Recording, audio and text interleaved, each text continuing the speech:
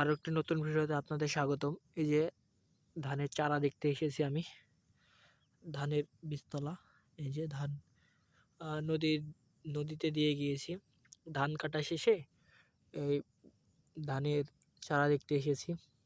সূর্য ডুবে যাচ্ছে, তবুও কৃষকের কাজ শেষ হচ্ছে না। এই যে স্বল্প পরিমাণে পানি ঢুকেছিল, তো এই পানিটা আমি এই যে হাত দিয়ে এইভাবে সেঁকে দিচ্ছি যাতে চারাটা ভালোভাবে বের হয়।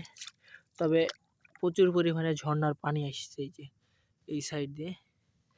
তো এই যে ধানের চারা এই যে বের হয়েছে হালকা হালকা। তো আপনাদেরকে একটু দেখালাম, আপনাদের মাঝে একটু শেয়ার করি।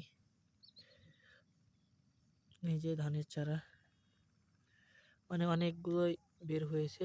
এই যে শুধু সাদা সাদা দেখা দিচ্ছে। এই যে সূর্য কিন্তু প্রায় ডুবে ডুবে যায় ভাব। এখন প্রায় 4টা বাজে। শীতের টাইমে 4টা মানে 5টায় বাজে, 10 মিনিট কম, 50 বাজে 4টা। তো এই যে আমি ধানের পানি ছেঁকে দিলাম। তো এখন দেখা যাক কি হয়। আজ প্রায় 2-3 দিন পরে এখান থেকে দেখতে এসেছি, তো চলে যাচ্ছি। কিছু বাদালও ভেঙে গিয়েছিল নতুন করে। এই যে এগুলো হচ্ছে পুরাতন বাদাল আর এগুলো হচ্ছে নতুন বাদাল দিলাম আমি মাত্রই।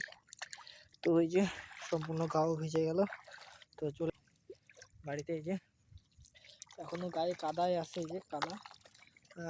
গমের জমিতে পানি দিলাম এই কারণে। বাবারে এই যে কি অবস্থা। এইখানে সেদিন আমার পায়ে ওই যে এইখানকার একটা ছিল বাঁশের সাথে, মানে বাঁশের সাথে একটা প্যারাক ছিল। ওই পোজার যারা পোজা ডোবানোর পরে যেই প্যারাক থাকে ওই প্যারাক।